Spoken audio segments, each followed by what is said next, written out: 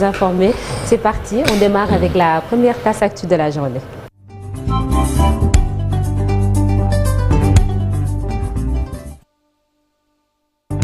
Le journal avec Cheikh Tidiane Diaw, Kër Mbaye Fall, la famille du petit Ibra Fall retrouvé mort dans un véhicule rejette les résultats de l'autopsie. Le certificat du genre de mort nata révèle une mort naturelle du petit Ibra Fall.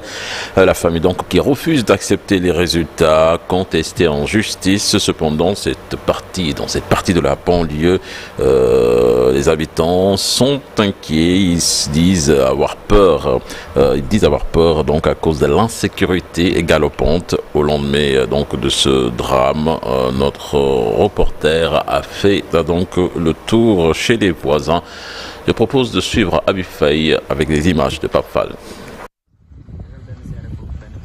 Ibra Fall repose désormais dans ce cimetière de Diamaguène. À 5 ans, il a été retrouvé mort dans ce véhicule au quartier Alliance de Kër Mbaye Fall. Une mort naturelle selon les informations du certificat de genre de mort, ce que la famille balaye d'un revers de main.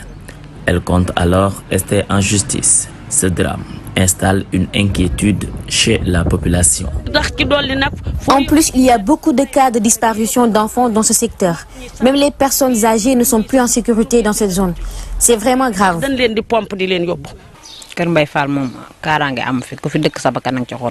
Il n'y a pas de sécurité à Kër Mbaye Fall. C'est ce qui est d'ailleurs à l'origine de ce drame. Nous avons vraiment peur. Nous ne voulons même plus que nos enfants partent à l'école. Ils ne peuvent même plus se rendre tout seuls à la boutique. La peur est palpable dans cette zone. Ça fait plusieurs années que nous habitons ici. La vérité, c'est qu'il n'y a jamais eu de sécurité. Nous logeons à côté de plusieurs bâtiments inachevés. Ce n'est pas du tout une zone de confort. Le réveil est aujourd'hui douloureux chez les habitants de ce quartier de la banlieue. Ici, l'insécurité dicte sa loi. Nous sommes venus apporter notre soutien à la famille du défunt, mais vous voyez, nous ne pouvons même pas rester longtemps dehors parce que nous avons laissé chez nous de jeunes enfants. Nous devons les surveiller en permanence, même s'ils doivent aller à l'école. Kër Mbaye Fall et Diamaguène sont des zones dangereuses pour les populations qui y vivent. Nous demandons aux autorités de nous protéger contre toute personne de mauvaise foi. Les populations lancent un cri de cœur suite aux agressions notées à Kër Mbaye Fall et environ. Ce quartier regorge de bâtiments inachevés. Comment on peut être en sécurité avec tant de maisons abandonnées? Nous demandons de l'aide. Cette zone n'est plus sûre pour nous. En plus, il y a beaucoup de moustiques, sans oublier ce bassin et les bâtiments inhabités. Nous n'avons même pas de lampadaire. Nous n'avons rien. La justice doit faire son travail.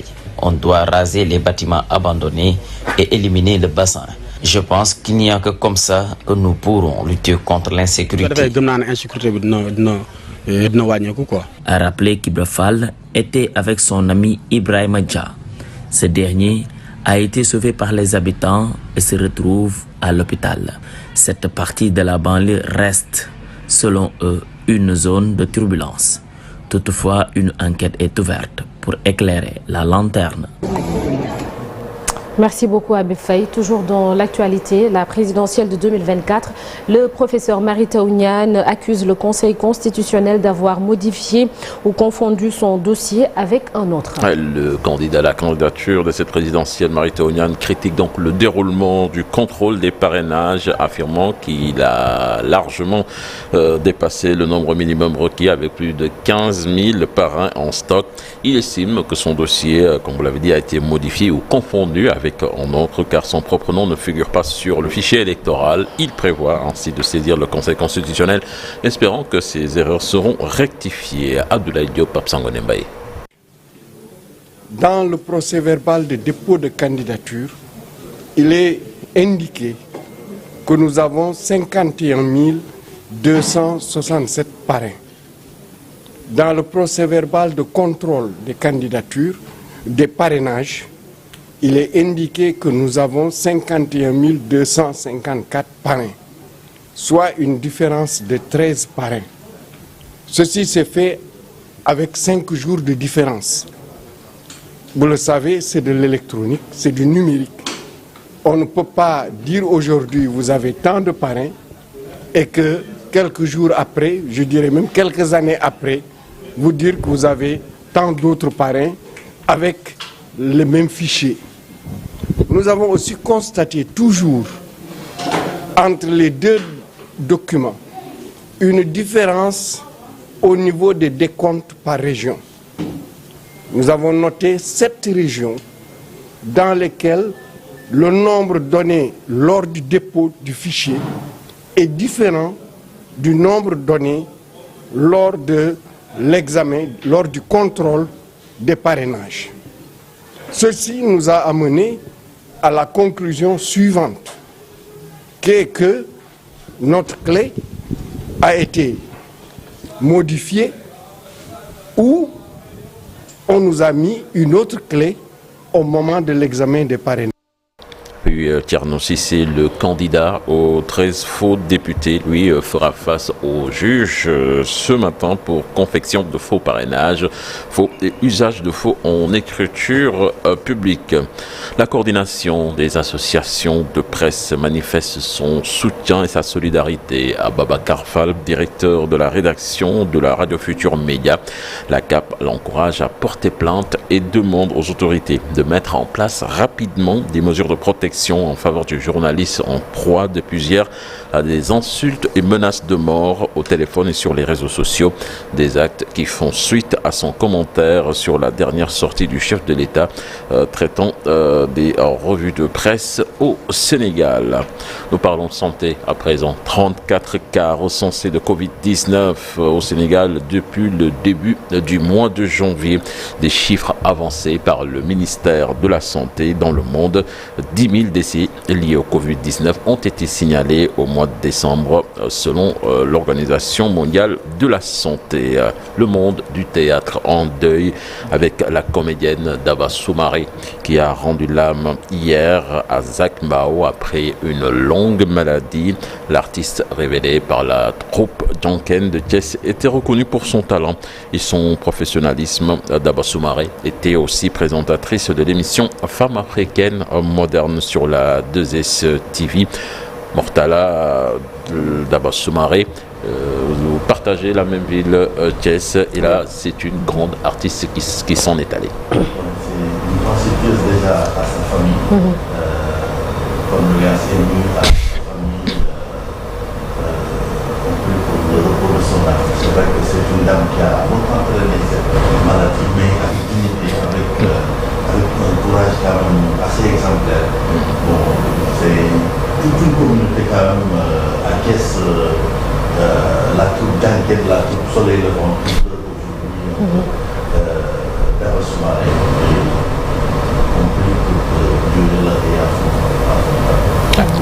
de son âme repose en paix. Nous parlons de culture avec la 12e édition du FESNAC qui a la particularité cette année de se tenir en même temps que le Salon du Livre à Fatick. Et pour démarrer les activités, une conférence inaugurale a été organisée sur le thème la culture sous le magistère du président Macky Sall pour lancer officiellement l'événement. Et durant le salon, plusieurs animations sont prévues à Fatick comme dans d'autres localités de la région, à l'image de Gossas, Foundiougne, Sokone, Fimela. Nous voyons cela avec nos envoyés spéciaux sur place, Ibou Diouf, Thierno Laurent Mendy. Ils sont tous des acteurs du livre, des éditeurs, des écrivains ou des passionnés de la littérature à l'occasion du Salon du Livre, un événement très attendu par les acteurs cette année. Cette initiative se déroule à Fatick, comme aussi le FESNAC. Il s'agit de combiner les formes d'expression de l'ensemble des sous-secteurs de la culture et du patrimoine au même moment dans une localité du pays, impulsant ainsi dynamique dans l'approche de territorialisation des politiques publiques décrétée par le président de la République, son Excellence M. Macky Sall. C'est important également de rapprocher le livre de tous, de montrer que le livre vit encore au Sénégal, doit se propager. Dès l'ouverture, une foule enthousiaste a envahi les stands, cherchant peut-être à rencontrer leur auteur préféré ou à découvrir les dernières parutions. C'était aussi important de célébrer le signe à travers ces hommes, ces fils et ces filles qui ont particulièrement marqué le monde du livre. Ces écrivains illustres et connus nous viennent parfois de petits hameaux, de villages méconnus du peuple sénégalais, mais connus par la suite par la qualité de la plume de dignes fils ou de dignes filles ressortissants de ces localités. Une conférence inaugurale sur le thème « La culture sous le magistère du président Macky Sall ». Durant ce salon, des animations sont prévues à Fatick comme dans d'autres localités de la région comme Gossas, Foundiougne, Sokone et Fimela. Mais aussi et surtout dégager des perspectives et profiter aussi de l'occasion pour faire le point sur l'action culturelle du président Macky Sall en faveur du livre et de la lecture et ensemble explorer de nouvelles perspectives, de nouveaux projets, de grands projets qui doivent être réalisés au Sénégal. En plus des rencontres avec les auteurs, de nombreuses animations sont proposées tout au long de ce FESNAC ou du Salon du Livre, des conférences, des tables rondes et des débats sur des sujets littéraires sont programmés dans différentes salles ou localités. L'actualité des sports à présent, Cheikh Tidiane Diaw, CAN 2024. Les Lions ont effectué hier leur premier galop d'entraînement à Yamoussoukro. Ouais, en terre ivoirienne, Sokhna Nata, 26 des 27 Lions donc ont pris part à cette séance d'entraînement axée surtout sur le réveil musculaire après le voyage de la veille. Sur le latéral gauche, Fodé Ballo-Touré donc a manqué à l'appel. Les Lions du Sénégal vont s'entraîner ce jeudi, une séance qui sera à huis clos. Voilà donc c'était tout pour l'actualité nationale sur la natte de ce matin. À tout à l'heure pour la version Wolof de l'actualité nationale et ce sera sous forme de brève. Cheikh Tidiane Diaw, merci.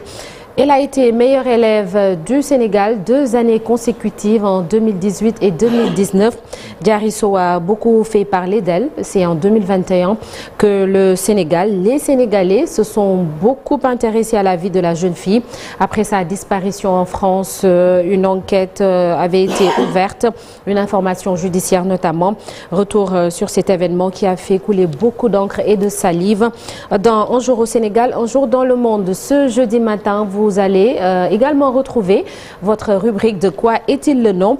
Direction Rufisque pour l'histoire et la géographie d'une localité avec Sokhna Astou Diouf Sarr. Tout de suite, l'actualité hors de nos frontières.